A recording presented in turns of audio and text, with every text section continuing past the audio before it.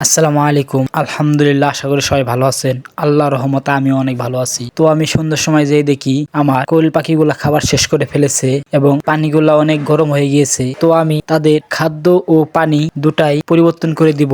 পানির পটটা হাতে নিয়ে আমি ঘরটার তনে বাহির করলাম।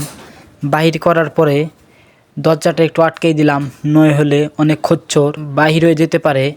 তো আমি পানি পরিবর্তন করার জন্য টিউবওয়েলের এই দিকে এসে পটটা পরিষ্কার করে নিয়ে নতুন করে ঠান্ডা পানি নিয়ে তারপর আমি আবার দিয়ে দিলাম। পানি দেওয়া শেষ, এখন খাদ্যগুলা দিতে হবে। আমি দেই ব্রয়লার জিরো, কারণ আমার কোয়েল পাখি এখনো ডিম দেয় না, তাই আমি চাচ্ছি একটু যেন স্বাস্থ্যটা ভালো হয়, মোটা তাজা, তার জন্য আমি ব্রয়লার জিরোটা দেই। তো আপনারা কোন খাদ্য দেন আমাকে অবশ্যই একটু জানাবেন। এই খাদ্যটা দেওয়া উচিত কি না তাও আমাকে একটু জানাবেন। আমি এর আগে পরে কোনো আমার কোয়েল পাখি পালার অভিজ্ঞতা নাই, তাই আমাকে একটু জানাবেন এই খাদ্যটা দেওয়া ঠিক হবে কি না হবে, অবশ্যই একটু বলে যাবেন আমাকে। দেখুন, খাদ্য দেওয়ার সাথে সাথে কিভাবে তারা খাচ্ছে। আর আমার কোয়েল পাখির একটা সমস্যা, সেটা হলো পিঠে দেখেন চামড়াগুলা উঠে গিয়েছে, মানে পশম এগুলো উঠে গিয়েছে। এগুলো কোন কারণে উঠে আমাকে একটু জানাবেন। আপনারা যারা জেনে থাকেন বা যারা অভিজ্ঞতা আছেন, যাদের কোয়েল পাখি খামার, তারা অবশ্যই আমাকে একটু জানাবেন। দেখেন প্রায় কোয়েল পাখিগুলোর আমার পশম উঠে গেছে। আমি এগুলো বাজার তনে ক্রয় করেছি, আসলে আমার ক্রয় করা ঠিক আছে কিনা অবশ্যই আমাকে একটু জানাবেন। আর কোয়েল পাখিগুলোকে কি মেডিসিন দেওয়া যায় আমাকে একটু জানাবেন। কি মেডিসিন প্রয়োগ করলে তাদের পশমগুলো আবার পুনরায় ফিরে আসবে, চামড়াগুলো চিকচিক করবে, অবশ্যই আমাকে একটু জানাবেন।